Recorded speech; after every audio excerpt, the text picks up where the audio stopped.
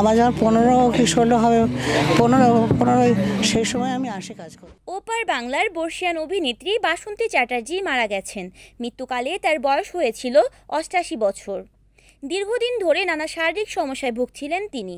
ভারতীয় গণমাধ্যমের এক প্রতিবেদনে বলা হয়, পেটের ক্যান্সার সহ একটি কিডনি অচল ছিল বলে জানা গেছে। গত 6 মাস ধরে তিনি শয্যাশায়ী ছিলেন। প্রায় 70 বছর ধরে অভিনয় জীবনের সঙ্গে যুক্ত ছিলেন এই অভিনেত্রী। উত্তম কুমার, ছবি বিশ্বাস, সুচিত্রা সেনের মতো কিংবদন্তি অভিনেতাদের সঙ্গে কাজ করেছেন তিনি।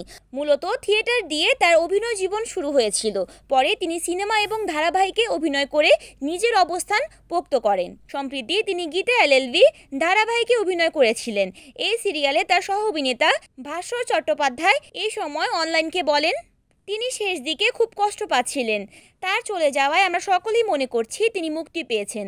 2025 সালের শুরুর দিকেও তিনি গীতা এলএলবি ধারাবাহিকের সেটে ফিরেছিলেন, কিন্তু পাঁজর ভেঙে যাওয়ায় তার শারীরিক অবস্থার অবনতি হয়। এরপর থেকেই তিনি অভিনয় থেকে দূরে ছিলেন। তার মৃত্যুর খবর প্রকাশ্যে আসতেই টালিপাড়ায় নেমে আসে শোকের ছায়া। Desk news, Aruni Akter, NAN TV।